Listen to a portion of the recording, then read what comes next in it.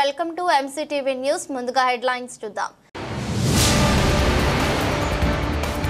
మదనపల్లి నందు 100 ఎకరాల్లో ఐటీ పార్కును అభివృద్ధి చేస్తాం. ఎమ్మెల్యే షాజహాన్ బాషా వెల్లడి. అసెంబ్లీలో ప్రస్తావించిన అంశాలపై విలేకరుల సమావేశాన్ని నిర్వహించిన ఎమ్మెల్యే. వయోజన విద్యాశాఖ ఆధ్వర్యంలో వెలుగు గ్రూపుల్లోని నిరక్షరాస్య సభ్యులకు శిక్షణ ఇచ్చి పరీక్ష నిర్వహించడం జరుగుతుంది. వెలుగు ఏపీఎం సుబ్రహ్మణ్యం వెల్లడి. మదనపల్లె వెలుగు కార్యాలయంలో వాలంటీరీ టీచర్లకు పరీక్షల నిర్వహణపై ఒక్కరోజు శిక్షణ ఇచ్చిన ఏపీఎం. నియోజకవర్గ అభివృద్ధి ఎజెండాగా అసెంబ్లీలో సమస్యలను ప్రస్తావించాలని, మదనపల్లి పట్టణంలో 100 ఎకరాల్లో ఐటీ పార్కును అభివృద్ధి చేయడానికి బాధ్యతలు చేపట్టడం జరిగిందని ఎమ్మెల్యే షాజహాన్ బాషా పేర్కొన్నారు. నేడు మదనపల్లి పట్టణంలోని ఎమ్మెల్యే కార్యాలయం నందు విలేకరుల సమావేశాన్ని నిర్వహించారు. సమావేశంలో Madanapalle cooperative town bank chairman Nadella విద్యాశాఖ డైరెక్టర్ శివ, మాజీ కౌన్సిలర్ బాబు నాయుడు, నాయకులు సుధాకర్, బాలుస్వామి, వెంకటేష్, మహేష్, వేణు తదితరులు పాల్గొన్నారు. ఈ సందర్భంగా మాట్లాడుతూ 26 రోజుల పాటు జరిగిన శాసనసభ బడ్జెట్ సమావేశాల్లో బడ్జెట్, అభివృద్ధి, సంక్షేమ కార్యక్రమాలు, విద్య, ముస్లిం మైనార్టీల సమస్యలపైన సమగ్రంగా మాట్లాడటానికి రాష్ట్ర ముఖ్యమంత్రి, ఉప ముఖ్యమంత్రి, మంత్రి, స్పీకర్ తనకు అవకాశం ఇచ్చారని తెలిపారు. మదనపల్లి నియోజకవర్గం అభివృద్ధి ధ్యేయంగా సొంత ఎజెండా ఏమీ లేకుండా తాము పనిచేస్తున్నామన్నారు. మొదటిసారిగా పట్టణంలో ట్రాఫిక్ సమస్య పరిష్కారం కోసం రోడ్ల విస్తరణ చేయాలని ముఖ్యమంత్రిని కోరామన్నారు. ఉమ్మడి జిల్లాలలో స్విమ్స్, రుయా ఆసుపత్రుల తర్వాత మదనపల్లి సర్వజన బోధన ఆసుపత్రికే ఎక్కువ మంది రోగులు వైద్యం కోసం రావటం జరుగుతుందని గుర్తు చేశారు. కావున మెరుగైన వైద్యం కోసం ఆసుపత్రిని అభివృద్ధి చేసే దిశగా చర్యలు తీసుకుంటున్నామన్నారు. దేశానికి జాతీయ గీతాన్ని అందించడమే కాకుండా లక్షలాది మందిని విద్యావంతులుగా చేసిన దివ్యజ్ఞాన కళాశాలను యూనివర్సిటీగా అభివృద్ధి చేయడానికి కట్టుబడి ఉన్నట్లు చెప్పారు.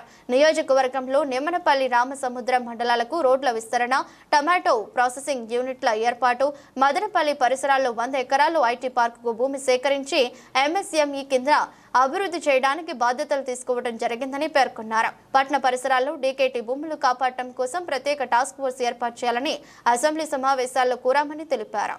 మొన్న అసెంబ్లీలో మాట్లాడినప్పుడు మదనపల్లి కాన్స్టిట్యున్సీయే అభివృద్ధి ధ్యేయంగా మాట్లాడాం.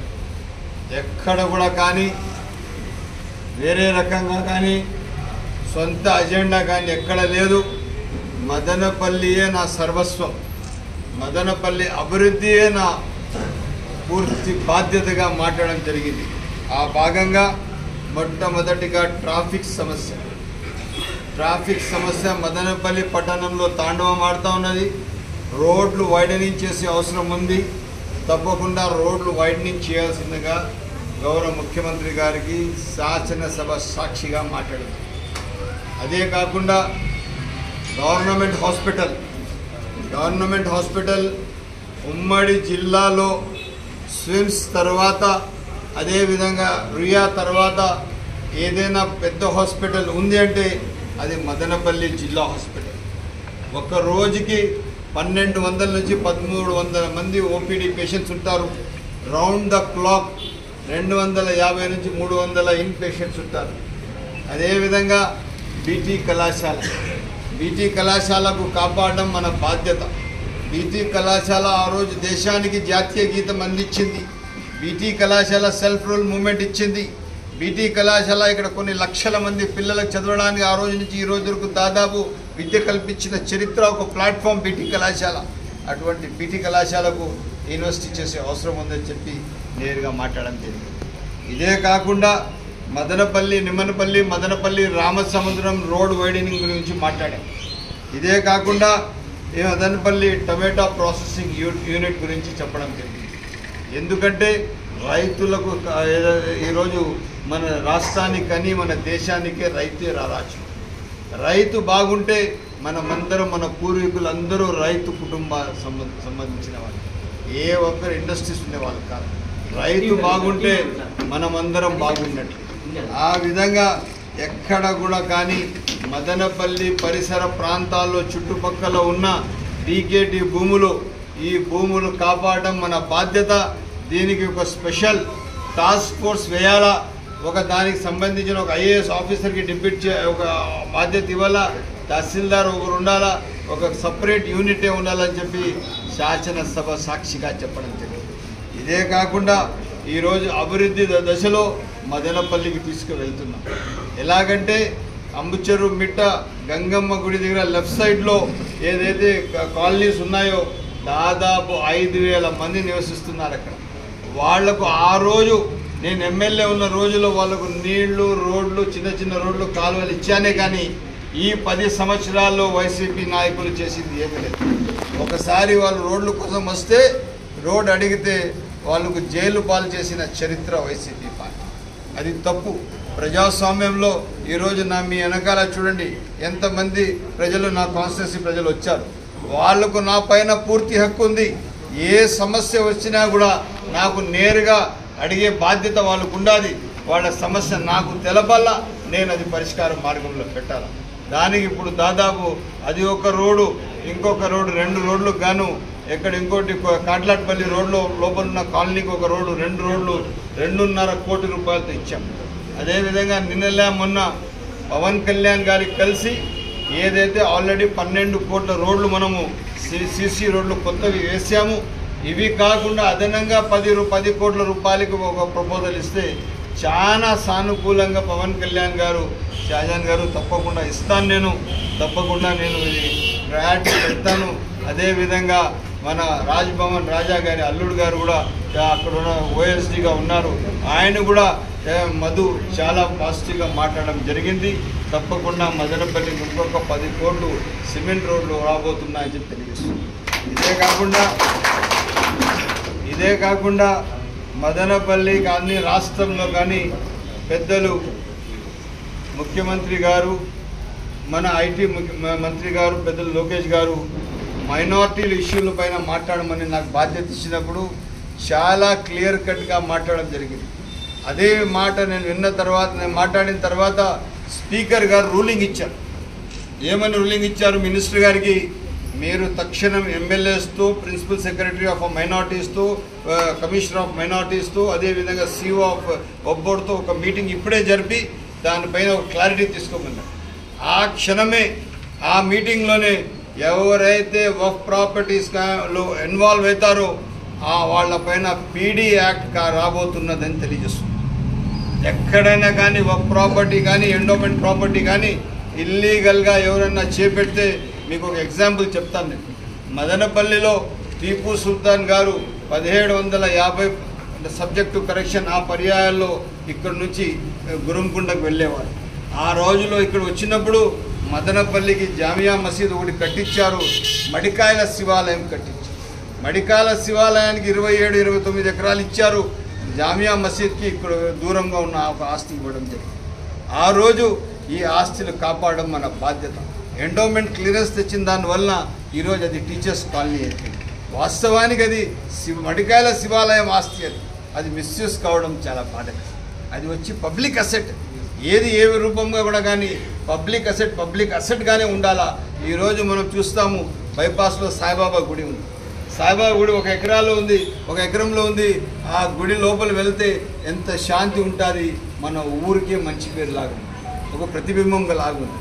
ఆ విధంగా మనము ఒక నిర్మాణాత్మక నిర్ణయాలు తీసుకోవాలి. కానీ ఉండా ఆస్తులు మింగేయడానికి ఎమ్మెల్యేలు కావాలంటే నేను అటువంటి వాడు కాదు, నాతో కాదని చెప్తాను. ఖచ్చితంగా అందరికీ న్యాయం జరుగుతుంది. నాకు తెలిసి ఇరు వర్గాలు అందరికీ న్యాయం జరుగుతుంది, అందరూ బాగుంటారు, ఎవరు ఒక సైడ్ అనేది ఉండదు. తప్పకుండా దానికి ప్రయారిటీ కూడా అందరికీ దానికి కాన్ఫిడెన్స్. ఇప్పుడు మళ్ళా 5 కోట్లు శాంక్షన్ చేసుకువచ్చినారు పిఆర్ పంచాయతీరాజ్ రోడ్ల కోసం.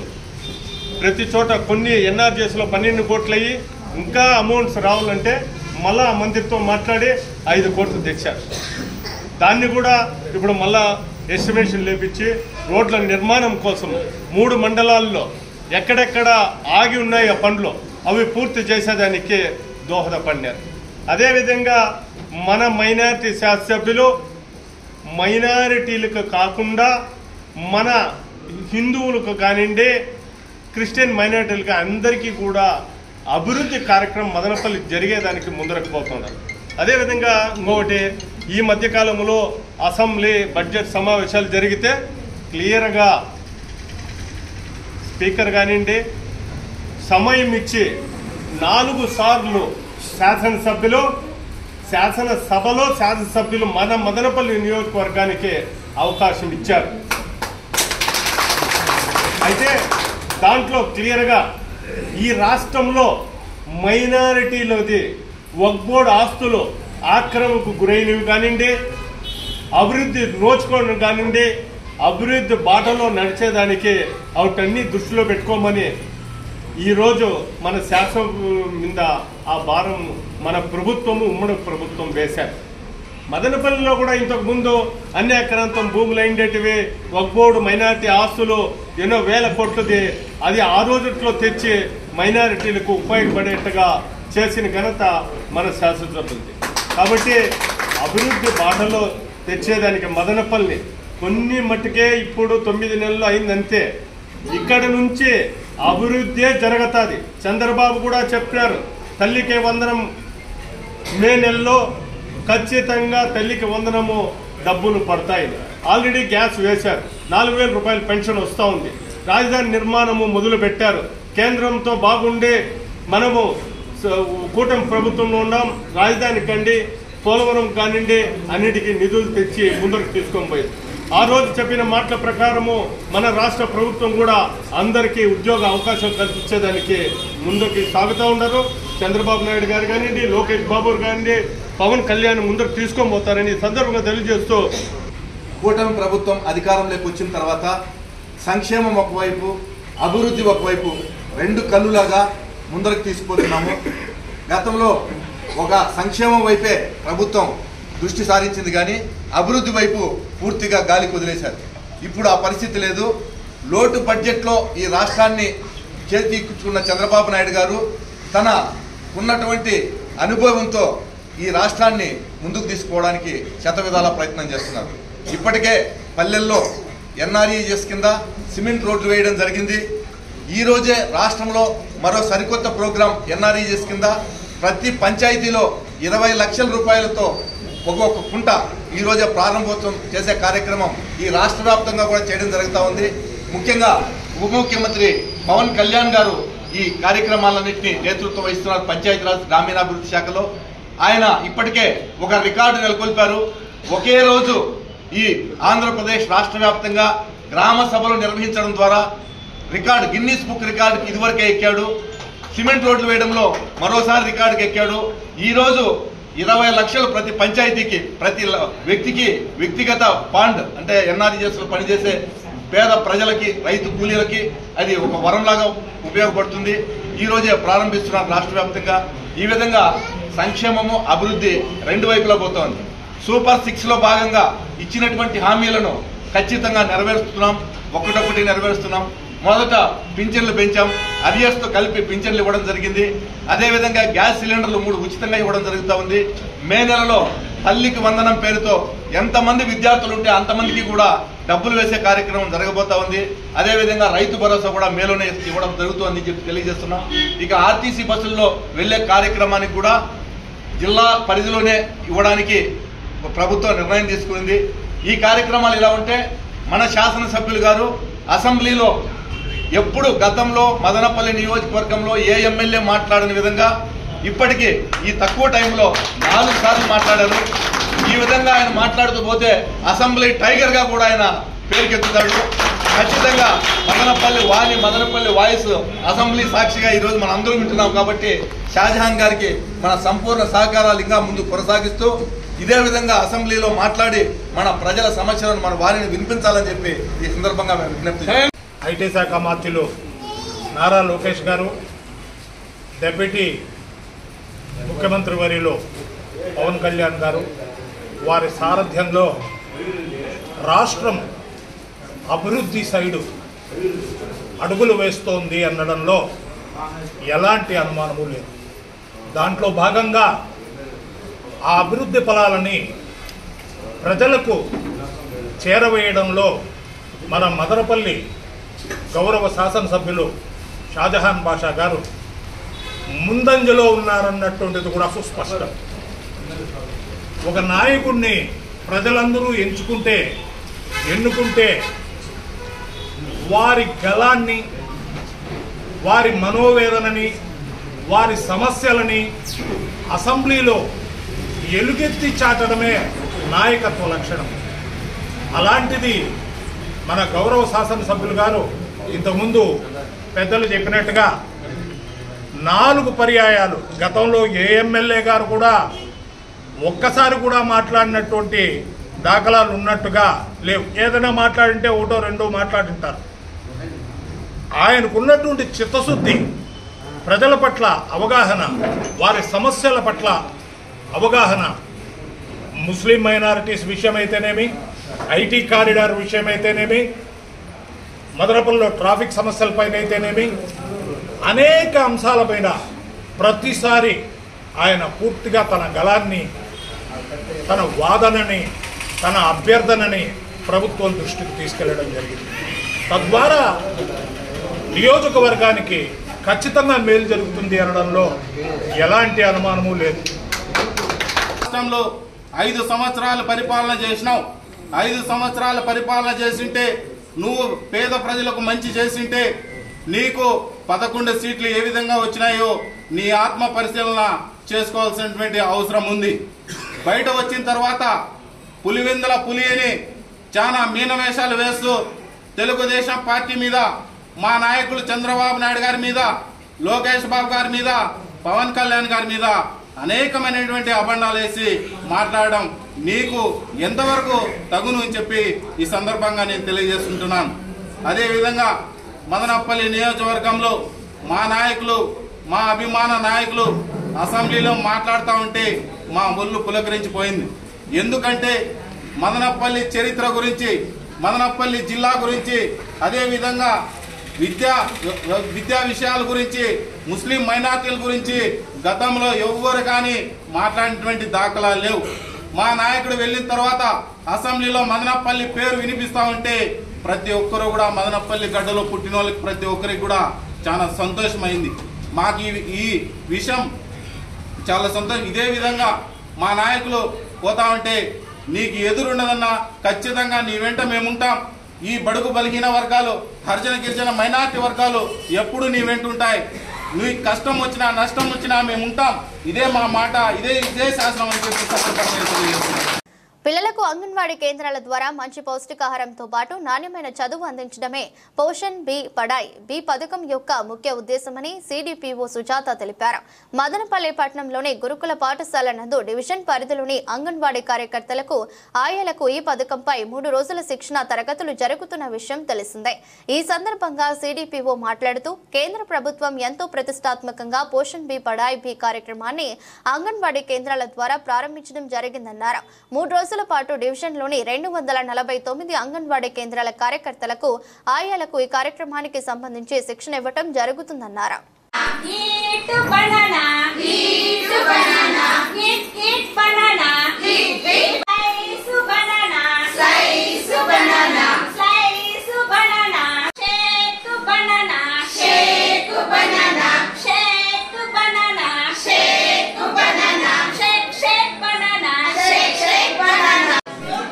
రాయలపల్లి teacher, English teacher sir.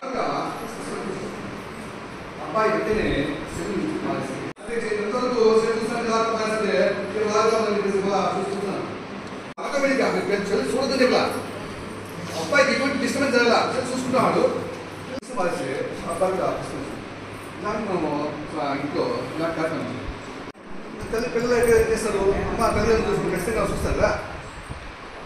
Madanapalle ICDS project పరిధిలోని టోటల్ 249 అంగన్వాడీ కార్యకర్తలకు 3 రోజులుగా అనగా 20/3/2025 నుండి 22/3/2025 వరకు వాళ్ళకు పోషణ్ బి పడాయి బి మీద శిక్షణా కార్యక్రమం అనేది నిర్వహిస్తున్నాము. అందులో ఈరోజు చివరి రోజు. ఈ చివరి రోజు కూడా వాళ్ళకి ట్రైనింగ్ ఇస్తూ అలాగే గ్రూపులుగా డివైడ్ చేసి సులభతరంగా ప్రీ స్కూల్ యాక్టివిటీస్ ఎలాగా చేయాలి, అలాగే ఇంటర్నల్ మీరు వెళ్ళి మీ అంగన్వాడీ కేంద్రంలో ఉన్న పిల్లల చేత ఏ విధంగా చేయించాలి అనే దాని గురించి 3వ శిక్షణ కార్యక్రమం. ఆరోగ్యంతో కూడిన విద్య పోషణ్ బి పడాయి బి అంటే దానికి షెడ్యూల్ యాజ్ యూజువల్ ఒక కరికులం ఇస్తున్నారు. ఫస్ట్ డే ఏం చెప్పాలి, సెకండ్ డే, థర్డ్ డే అనేది ముఖ్య ఉద్దేశం ఏమంటే ఈ నవచేతను ఆదర్శిల అనే కొత్త కార్యక్రమాలు ఈ అంగన్వాడీ కేంద్రంలో అనుబంధం చేస్తున్నారు.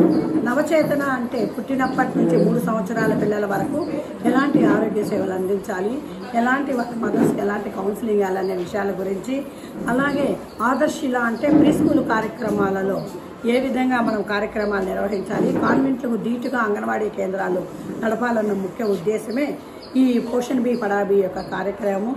ఈ పోషణ్ బి పడాబీ కొరకు ప్రీ స్కూల్ని వినూత్నంగా నిర్వహించాలన్నది అంగన్వాడీ కార్యకర్తల యొక్క ముఖ్య ఉద్దేశం.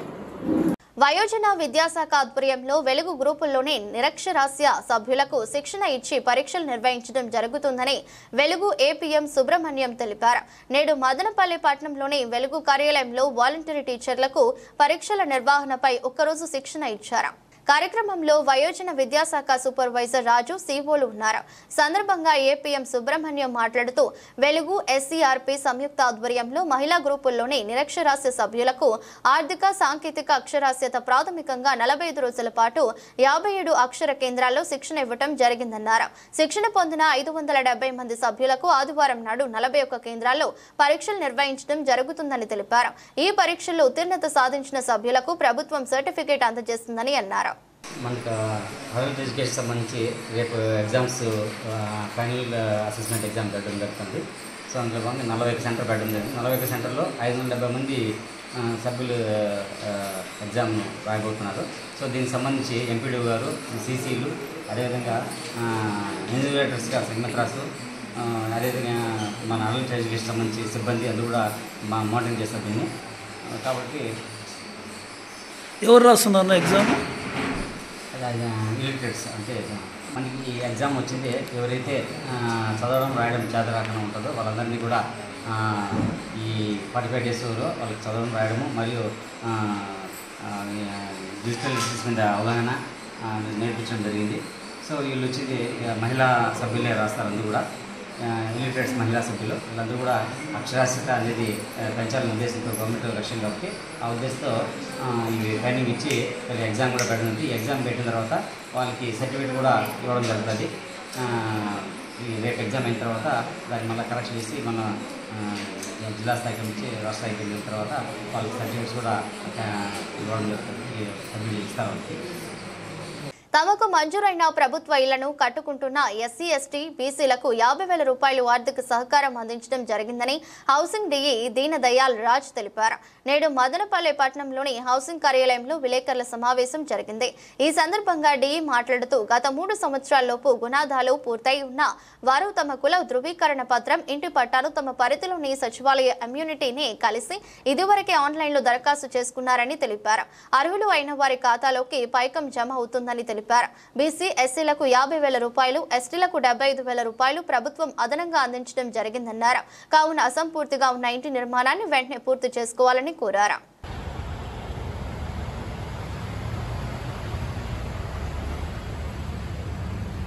గుడ్ మార్నింగ్ అందరి హౌసింగ్ లబ్ధిదారులకు మదనపల్లి పురపాలక సంఘ పరిధిలోని నా యొక్క నమస్కారాలు. ఈరోజు ముఖ్యంగా మీకు ఒక సందేశం ఇవ్వాలనే ఉద్దేశంతో ఈ ప్రెస్ మీట్ పెట్టడం జరిగింది. ఇందులో ప్రధాన కారణంగా గత వారం రోజులుగా ప్రభుత్వము ఎస్సీ బీసీలకు 50,000 రూపాయలు, ఎస్టీలకు 75,000 రూపాయలు అదనపు సహాయం చేస్తాము. మీరు మీ ఇంటిని పునాది నిర్మాణంలో ఉన్న వాటిని గోడలు పూర్తి చేసుకునే ఎడల 15,000, మోల్డింగ్ వేసుకునే ఎడల 15,000, పూత పనికి 20,000, మొత్తం కలిపి 50,000 రూపాయలు ఎస్సీ బీసీకి చెల్లించడం జరుగుతుందని చెప్పడం జరిగింది. అదేవిధంగా ఎస్టీలకు గుణాల నుంచి ఇటుకలు తోలుకోవడానికి 22,500, గోడల నిర్మాణానికి 22,500, మోల్డింగ్ వేయడానికి 15,000, పూర్తి పని చేయడానికి 15,000, మొత్తం 75,000 చెల్లించడం జరిగిందని ప్రతి ఒక్క వార్డ్ కమ్యూనిటీ సెక్రటరీ కూడా మీకు ఫోన్లు చేసి మీ దగ్గర ఓటీపీ తీసుకొని మీరెవరెవరైతే మేము పని ప్రారంభిస్తాము అని చెప్పిన వారందరికీ కూడా ప్రభుత్వం వారు మీరు ఒక్క రోజు సమయంలోనే మీకు అందరికీ మదనపల్లి మున్సిపాలిటీ పరిధిలోని 261 మంది లబ్ధిదారులకు 63,07,500 రూపాయలు మీ అకౌంట్ నందు జమ చేయడం జరిగింది. ఇది చాలా శుభ పరిణామము. ఎందుకంటే మామూలుగా బిల్స్ చేస్తే వచ్చేదే లేటుగా ఉండేది, కానీ ప్రభుత్వం ఎంతో మీకు తోడ్పాటు చేసి మీ ఇల్లును పూర్తి చేయాలనే ఉద్దేశంతో ఒక్క రోజులను మీ ఖాతాలో జమ చేయడం జరిగింది. మీరందరూ కూడా ఈ డబ్బును సద్వినియోగం చేసుకుని బేస్మెంట్లో ఉన్న వాళ్ళు గోడలు కట్టుకోవడానికి, అదేవిధంగా గోడల నిర్మాణం పూర్తయిన వారు మోల్డింగ్ వేయడానికి, మోల్డింగ్ నిర్మాణం పూర్తి చేసిన వారు పూత పని చేయడానికి ఉపయోగించుకోవాల్సిందిగా ప్రతి ఒక్కరిని మీ కోరుచున్నాను. ఇదే విధంగా మిగతా ఇన్స్టాల్మెంట్ కూడా మీరు పని ప్రారంభించిన వెంటనే ఆ డబ్బులు కూడా మీకు 1-2 రోజుల్లో జమ అయ్యే కార్యక్రమం జరుగుతుంది. మీరందరూ కూడా ఈ సదవకాశాన్ని ఉపయోగించుకొని ఈ డబ్బును ఇతరత్ర వేరే వ్యాపకాలకు ఉపయోగించకుండా కేవలం ఇంటి నిర్మాణానికి ఉపయోగిస్తారని మీ అందరినీ కోరుచున్నాను.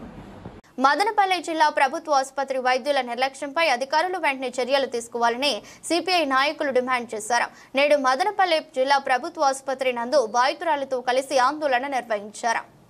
కార్యక్రమంలో సిపిఐ నాయకులు కృష్ణప్ప, సాంబా, మురళి తదితరులు పాల్గొన్నారు. ఈ సందర్భంగా మాట్లాడుతూ తంబలపల్లి నియోజకవర్గానికి చెందిన గౌతమి అనే బాలింత ఇదివరకు చికిత్స కోసం గర్భసంచి లూజుగా ఉందని కుట్లు వేసి పంపారు. 4 రోజుల క్రితం కడుపు నొప్పి ఎక్కువ రావడంతో తిరిగి చికిత్స కోసం మదనపల్లె ప్రభుత్వ ఆసుపత్రికి వచ్చారు. ఇక్కడ వైద్యులు వైద్య పరీక్షలు నిర్వహించి గర్భసంచి కుట్లు విప్పి పరిస్థితి విషమంగా ఉందని తిరుపతికి రెఫర్ చేశారు. తీరా అక్కడికి వెళ్లగా ఆమెను పరీక్షించిన వైద్యులు గ్యాస్ట్రిక్ సమస్యతో నొప్పి వచ్చిందని, కాన్పుకు ఇంకా సమయం ఉందని చెప్పి 4 రోజుల అబ్జర్వేషన్ ఉంచుకొని పంపడం జరిగిందన్నారు. వారు వైద్యుల నిర్లక్ష్యంపై సిపిఐ నాయకులను ఆశ్రయించగా వారు ఆందోళన వ్యక్తం చేశారు. మదనపల్లి ప్రభుత్వ ఆసుపత్రికి వైద్యం కోసం ఏ పేషెంట్ వచ్చినా ప్రతిదీ రెఫర్ చేసేటువంటి పరిస్థితి ఉంది. ఇక్కడ కనీసం ప్రాథమిక వైద్యం కూడా చేసేటువంటి పరిస్థితి లేదు. గౌతమి అనేటువంటి ఒక గర్భిణీ స్త్రీ సోమవారం ట్రీట్మెంట్ కోసం వచ్చేదా, ఆమె ఇక్కడే ట్రీట్మెంట్ కూడా తీసుకుంటుంది. ఆమె గర్భసంచి లూజ్గా ఉందని కుట్లు కూడా వేయడం జరిగింది. పెయిన్స్ ఇంకా దాదాపు 20 రోజులు ఆమెకి డెలివరీ డేట్ ఉండగానే గర్భసంచికి వేసినటువంటి కుట్టును రిమూవ్ చేసేసిన తర్వాత మీరు ఎమర్జెన్సీ, మీకు బ్లడ్ తక్కువ ఉంది, మీరు తిరుపతి తీసుకెళ్ళండి అని రెఫర్ చేయడం జరిగింది. తీరా తిరుపతికి తీసుకెళ్తే బ్లడ్ ఉంది, ఉమ్మనీరు ఉంది, బేబీకి కూడా ఎలాంటి ప్రాబ్లం లేదు, మిమ్మల్ని ఎవరు పంపించారని తిరుపతి గవర్నమెంట్ హాస్పిటల్లో మాట్లాడేటువంటి సిచ్యువేషన్ ఉంది. అంటే ఇక్కడ కేవలం ఏ పేషెంట్ వచ్చినా డాక్టర్లు చూసే పరిస్థితి లేదు. ఇక్కడ మెడిసిన్స్ కూడా లేవంటున్నారు. ఎందుకు మెడిసిన్స్ లేవంటే ఇవాళ రాష్ట్ర ప్రభుత్వం, కూటమి ప్రభుత్వం వచ్చింది. ఇది కొన్ని సంవత్సరాల నుంచి మదనపల్లి ప్రభుత్వ ఆసుపత్రి గవర్నమెంట్ లో నడుస్తుంటే దీని బడ్జెట్ తగ్గించేశారు. P4 పద్ధతుల్లో ఇవాళ ఈ మదనపల్లి హాస్పిటల్ కూడా కార్పొరేట్ కంపెనీకి అప్పగించేటువంటి ప్రయత్నంలో భాగంగా పిచ్చోడ్లాగా ముద్రేసి ఇక్కడ వచ్చినటువంటి ప్రతి పేషెంట్ ని బయట రెఫర్ చేయడం. నిన్ననే ఒక మౌలాలి అనేటువంటి ఒక అబ్బాయి కూడా యాక్సిడెంట్ అయ్యి ఇక్కడ వస్తే 1 అవర్ పాటు కనీస ట్రీట్మెంట్ ఇచ్చినటువంటి పరిస్థితి లేదు. ఒక మహిళ గర్భసంచి ప్రాబ్లం అని వస్తే ఆమె గర్భసంచి ఆపరేషన్ చేసే క్రమంలో యూరిన్ బ్యాగ్ కి బొక్క పెట్టడం వల్ల ఆమె రోజువారీ డైపర్లకి 500 రూపాయలు ఖర్చు పెట్టుకునేటువంటి ఒక ప్రమాదంలో ఉండాలి. ఇలాంటి ట్రీట్మెంట్ ఇక్కడ ఇస్తూ దాదాపు గతంలో మెడికల్ కాలేజ్కి హాస్పిటల్ని అనుసంధానం చేశారు. 70 మంది డాక్టర్లు ఇక్కడ పనిచేస్తున్నటువంటి క్రమంలో కూటమి ప్రభుత్వం వచ్చిన తర్వాత ఈ 70 మంది డాక్టర్ని తగ్గించి ఇవాళ 14 మంది డాక్టర్లు మాత్రమే ఉన్నారు. వాళ్ళు ఎవరు ఎప్పుడు ఉంటారో కూడా తెలియనటువంటి పరిస్థితి. ఈ హాస్పిటల్కి పేషెంట్ వస్తే ఒకటి రెఫరన్నా చేయాలా, లేదు రెండోది చనిపోరన్నా చనిపోయేటువంటి ప్రమాదం ఉంది. ఇప్పటికైనా రాష్ట్ర ప్రభుత్వం మీరు తీసుకున్నటువంటి అనాలోచిత నిర్ణయం వల్ల P4 పద్ధతుల్లో తీసుకొని పోవడం వల్ల ఈ ఆసుపత్రిని రేపో మాపో సేఫ్ గా క్లోజ్ చేసేటువంటి ప్రయత్నం కూడా చేస్తున్నారు. మదనపల్లి ప్రభుత్వ ఆసుపత్రిలో వివిధ ప్రాంతాల నుంచి వస్తున్నటువంటి పేద సామాన్య ప్రజలకు ఉచితంగా వైద్యం అందుతుందనేటువంటి ఉద్దేశంతో నెలకొల్పినటువంటి ప్రభుత్వ ఆసుపత్రిని నేడు కూటమి ప్రభుత్వం వచ్చిన తర్వాత P4 పద్ధతిలో ప్రైవేట్ అండ్ పబ్లిక్ పరిధిలోకి తీసుకొస్తామని గతంలో ప్రభుత్వ మెడికల్ కాలేజ్కి అనుసంధానం చేసి ప్రభుత్వ సర్వజన ఆసుపత్రిగా ఉన్నప్పుడు 70 మంది డాక్టర్స్ ఉండేటువంటి వాళ్ళు ఇప్పుడు 14 మందికి తగ్గించారు. అట్లాగే 30 లక్షలు మెడిసిన్స్ వచ్చేటువంటి బడ్జెట్ 10 లక్షలు కూడా రానటువంటి పరిస్థితి కనిపిస్తోంది. ఈ ప్రభుత్వం ఉన్నదాన్ని మెరుగుపడుతుందంటే ఉండేది ఊడిపోయే పరిస్థితిలో చేస్తుంది. పిచ్చి కుక్క అనేటువంటి ఒక ముద్ర వేసి రాళ్లతో కొట్టి చంపేసే పరిస్థితి ఏ విధంగా ఉందో ఈ ఆసుపత్రిని కూడా ఇక్కడ ఉన్నటువంటి కూటమి ప్రభుత్వం ఈ ప్రభుత్వ ఆసుపత్రిలో సరిగ్గా వైద్యం లేదు ప్రైవేట్ వాళ్ళకి ఇచ్చేస్తున్నామని ఈరోజు నారాయణనో లేదంటే అపోలో వాళ్ళకి అప్పచెప్పడానికి డబ్బు ఉన్నటువంటి వాళ్ళు మాత్రమే ఈ హాస్పిటల్లో చూపించుకోవచ్చు, పేద సాధులు మరి డబ్బు లేకపోతే సావచ్చు అనేటువంటి పద్ధతిలో కార్పొరేట్కు దారాదత్తం చేసేటువంటి పరిస్థితి కనిపిస్తుంది. ఇక్కడ ఉన్నటువంటి మిషనరీస్ కానీ ఎక్విప్మెంట్స్ కానీ ఏమాత్రం ఉపయోగపడంగా మూలన పడేశారు. టెక్నీషియన్స్ లేరు, ఫిజిషియన్స్ లేరు, లేకపోతే ఇక్కడ ఉన్నటువంటి ఎంబీబీఎస్ డాక్టర్లు మాత్రమే పెట్టారు. ఇది కూడా ఎప్పుడు పోతుందో తెలియదు. కాబట్టి ఇక్కడ వస్తున్నటువంటి పేషెంట్లను తిరుపతికి రెఫర్ చేస్తున్నారు అంబులెన్స్లో. కానీ ఇక్కడ ఏమాత్రం జ్వరం వస్తే కూడా ట్రీట్మెంట్ చేసేటువంటి పరిస్థితి లేదు. ఊరికైనా ఇక్కడ వచ్చేటువంటి పేషెంట్లు ప్రాణాలు అరచేతిలో పట్టుకొని వస్తున్నారు తప్ప ప్రాణాలు కాపాడే పరిస్థితి లేదు. ప్రభుత్వానికి నిజంగా ఇప్పటికైనా సిగ్గు శరము ఏమన్నా ఉంటే వెంటనే ఈ ప్రభుత్వ ఆసుపత్రిని సర్వజన బోధన ఆసుపత్రిగా రూపాంతరం చేసి పంపించినటువంటి సిబ్బందిని తిరిగి తీసుకురావాలని మేము డిమాండ్ చేస్తున్నాం. నేను ఇక్కడికి వచ్చిన తర్వాత ఇక్కడ డాక్టర్ అడ్మిట్ చేస్తే వాళ్ళు ఏమన్నారంటే ఇక్కడ అదే 5 మంత్లు స్టిచెస్ వేసి పంపించారు, దానికి రిమూవ్ చేశారు పెయిన్ వస్తుంది అంటే. అది ఇంకోటి ఏమంటే బ్లడ్ తక్కువ ఉంది అని తిరుపతి పంపించారు. నేను ఇక్కడికి అడిగాను బ్లడ్ కలిసి నేను అరేంజ్ చేసుకుంటాను, ఏం ప్రాబ్లం లేదు అంటే కదా వాళ్ళు లేదు అర్జెంట్ ఎమర్జెన్సీ వెళ్ళాలి అన్నారు. ఇంకోటి ఏమంటే వెళ్ళే దారిలో ఏమవుతుందని కూడా చూడాలి, కరెక్ట్గా స్టిచెస్ వేసిన అర్ధ గంట లోపలే పంపించేస్తారు. కేసెట్ కూడా ఇచ్చేసి వాళ్ళ దగ్గర ఇంకోటి ఏమంటే కేసెట్ వాళ్ళు కూడా పెట్టుకోవాలా, అట్లీస్ట్ కేసెట్ కూడా వాళ్ళు పెట్టుకోవాలా. అన్ని ఇచ్చి చేతికి ఇచ్చేసి పంపించేస్తారు తిరుపతికి. అక్కడికి వెళ్ళిన తర్వాత 3 రోజులు అడ్మిషన్లో పెట్టుకున్నారు. బ్లడ్తో సహా ఉమ్మనీరుతో సహా ప్రతి ఒక్కటి అబ్బాయికి లెవెల్గానే ఉన్నాయి, ఏ దగ్గర తక్కువ లేదు, ఏ ప్రాబ్లం లేదు. ఒక ఇంజక్షన్ ఆ పెయిన్స్ తగ్గేదానికి, కడుపు నొప్పి తగ్గేదానికి ఒక ఇంజక్షన్ వేశారంటే ఆ ఇంజక్షన్ వేసిన తర్వాత డిశ్చార్జ్ చేసి పంపించారు. ఇంకా 20 డేస్ ఉంది. ఆ 20 డేస్ లోపు ఏమన్నా డెలివరీ అయిందంటే కన్నా బేబీని ఖచ్చితంగా 15 రోజులు ఐసీయూలో పెట్టాలి. మానవాళ్ళు అయితే చాలా చెత్తగా చూస్తున్నారు అనేది అక్కడే వాళ్ళే మమ్మీనే చెప్పారు. కాండ్లమడుగు క్రాస్ వద్ద అనాథ వృద్ధుడిని గుర్తు తెలియని వాహనం ఢీకొట్టి వెళ్లిపోయింది. ఆ వృద్ధుడు అక్కడికక్కడే చనిపోవడంతో అతని వివరాల కోసం బి కొత్తకోట పోలీస్ శాఖ వారు అతని మృతదేహాన్ని మదనపల్లి బోధన ఆసుపత్రి మార్చిరీలో ఉంచారు. అతని కుటుంబ సంబంధికులు ఎవరూ ముందుకు రాకపోవడంతో హెల్పింగ్ మైండ్స్ బృందానికి సమాచారం అందించగా అతని దహన సంస్కారాలు హిందూ సంప్రదాయబద్ధంగా హిందూ శ్మశాన వాటికలో నిర్వహించి మానవత్వాన్ని చాటుకున్నారు. ఈ సందర్భంగా హెల్పింగ్ మైండ్స్ వ్యవస్థాపకుడు అబూబకర్ సిద్దిక్ మాట్లాడుతూ ఎవరు లేని వారికి తమ సంస్థ ముందుకు వచ్చి అనాథ మృతదేహాలను వారి వారి మత సంప్రదాయబద్ధంగా తమ సంస్థ సభ్యుల సహకారంతో నిర్వహిస్తున్నట్లు పేర్కొన్నారు.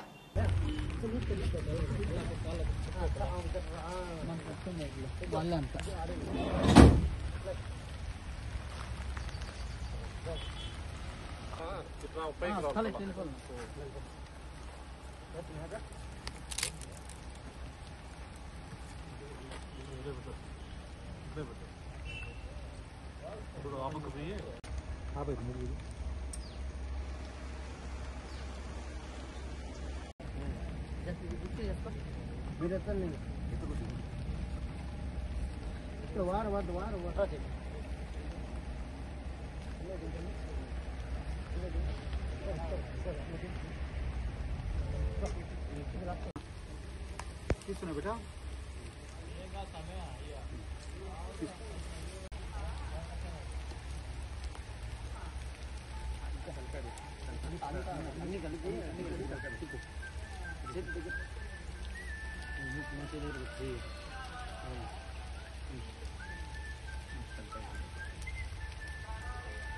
రోడ్డు ప్రమాదంలో భిక్షాటన చేసుకునేటువంటి దాదాపు 60 ఏళ్ళు ఉన్నటువంటి వృద్ధుడు గుర్తు తెలియని వాహనం ఢీకొని చనిపోవడంతో బి కొత్తకోట పోలీస్ శాఖ వారు మదనపల్లి జిల్లా ఆసుపత్రి మార్చిరీలో ఉంచడం జరిగింది. అతని వివరాలు కానీ అతనికి సంబంధికులు ఎవరు ముందుకు రాకపోవడంతో హెల్పింగ్ మైండ్స్కి సంప్రదించగా హిందూ సాంప్రదాయబద్ధంగా అతని దహన సంస్కారాలు చాలా పవిత్రంగా హిందూ శ్మశాన వాటికలో నిర్వహించడం జరిగింది.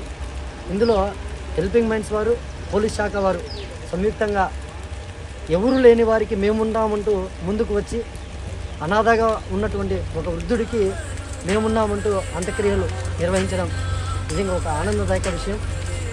గతంలో నేడు మనం చూసుకుంటే కన్నా ఎవరు లేని వారికి మేమున్నామంటూ హెల్పింగ్ మైండ్స్ వారు భరోసా అందిస్తున్నాం. సో ఇదే విధంగా హెల్పింగ్ మైండ్స్ సేవలు ముందుకు వెళ్తాయని ఇందులో భాగస్వామ్యమైనటువంటి బి కొత్తకోట పోలీస్ శాఖ వారికి కూడా ప్రత్యేక ధన్యవాదాలు తెలుపుతున్నాం. వేసవి తాపంతో ఇబ్బంది పడుతున్న ప్రజలకు ఈ వర్షం కొంత ఊరట కలిగించింది. ఉదయం నుండి భారీ ఉదయం నుండి భారీ వడగాల్పులతో అల్లాడిన ప్రజలు వర్షపు చినుకులతో సేద తీరారు. వాతావరణం ఒక్కసారిగా చల్లగా మారింది.